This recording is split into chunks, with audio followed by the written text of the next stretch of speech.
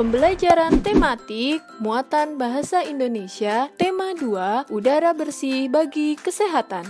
Mari kita mengulang kembali tentang wawancara. Nah, ingatkah kalian bahwa kita telah mempelajari tentang wawancara di kelas 4, tepatnya di tema 3. Masih ingatkah kalian apa yang dimaksud dengan wawancara?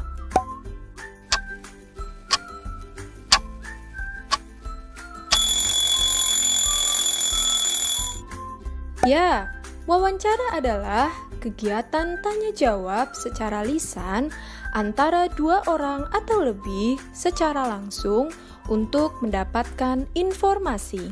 Wawancara dilakukan dengan mengajukan beberapa pertanyaan oleh pewawancara kepada narasumber. Dalam melakukan wawancara, terdapat 3 tahap. Tahap apa sajakah itu? Mari kita bahas satu persatu. Tahap pertama, tahap sebelum melakukan wawancara. Tahap kedua, tahap selama wawancara. Dan tahap ketiga, tahap setelah wawancara. Masih ingatkah kalian pada tahap sebelum wawancara, apa yang dilakukan oleh pewawancara?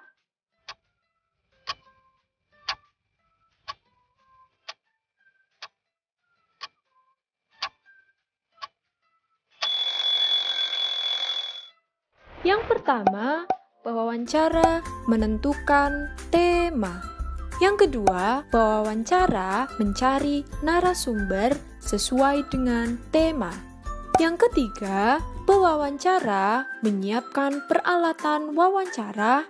Dan yang keempat, pewawancara menyiapkan daftar pertanyaan sesuai tema.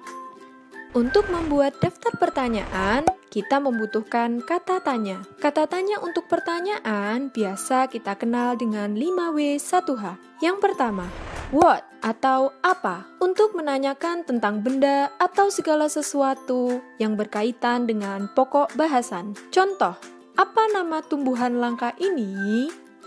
Yang kedua, where atau di mana, untuk menanyakan tentang tempat. Contoh, di mana habitat tumbuhan langka ini? Yang ketiga, who atau siapa, untuk menanyakan orang atau pihak yang terlibat. Contoh, siapa yang bertanggung jawab merawat tumbuhan langka ini? Yang keempat, when atau kapan, untuk menanyakan waktu. Contoh, kapan kamu pulang? Yang kelima, why atau mengapa, untuk menanyakan tentang sebab atau alasan. Contoh, mengapa tumbuhan langka harus dilestarikan? Yang keenam, how atau bagaimana, untuk menanyakan cara atau keadaan. Contoh, bagaimana melestarikan tumbuhan langka ini? Kemudian, yang kedua, tahap selama wawancara.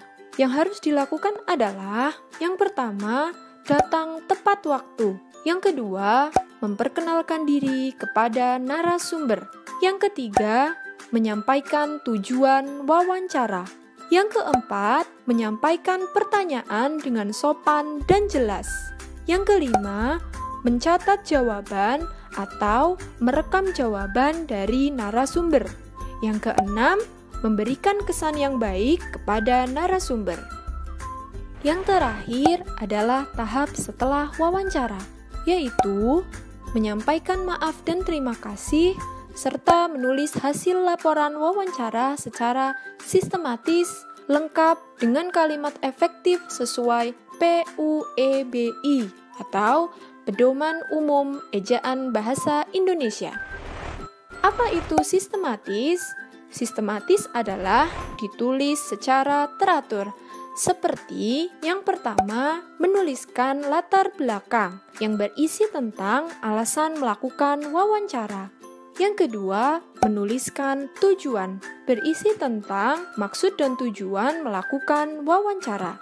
Yang ketiga, menuliskan topik wawancara, berisi tentang topik wawancara. Yang keempat, menuliskan waktu dan tempat wawancara. Yang kelima, menuliskan laporan hasil wawancara berisi tentang rangkuman hasil wawancara.